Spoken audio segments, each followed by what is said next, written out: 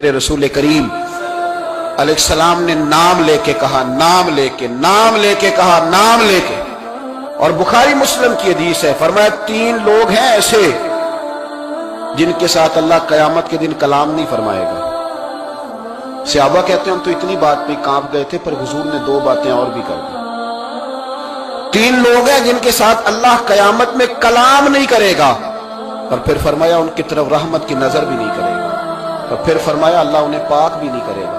या रसूल अल्लाह सल्लल्लाहु अलैहि वसल्लम जल्दी करें, हमारे दिल दुख रहे हैं, हुजूर तबीयत पे बोझ बन रहा है, कलेजे फट ना जाए, जल्दी बता दें वो कम नसीब कौन है जिनसे ना मालिक कलाम करे, कयामत में भी नहीं करेगा, रहमत की नजर भी नहीं करेगा, पाक भी नहीं करेगा, कयामत में भी अल्लाह के दीदार से महरूम कौन है वो कम नसीब।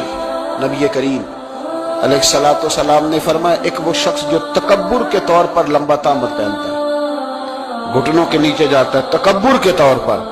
और दूसरा हुजूर ने फरमाया जो कसम उठा के अपना माल बेचता है, झूठ बोल के अपना माल बेचता है। और तीसरा रसूल करीम अलैहिस्सलाम फरमाने लगे वो शख्स जो किसी पर एहसान करता है, फिर उसे जतलाता है, फिर उसे बतलाता है, फिर उसका जिक्र करता है, फिर उसको रुसवा करता है, फिर लोगों के सामने उसके तज़किरे करता है।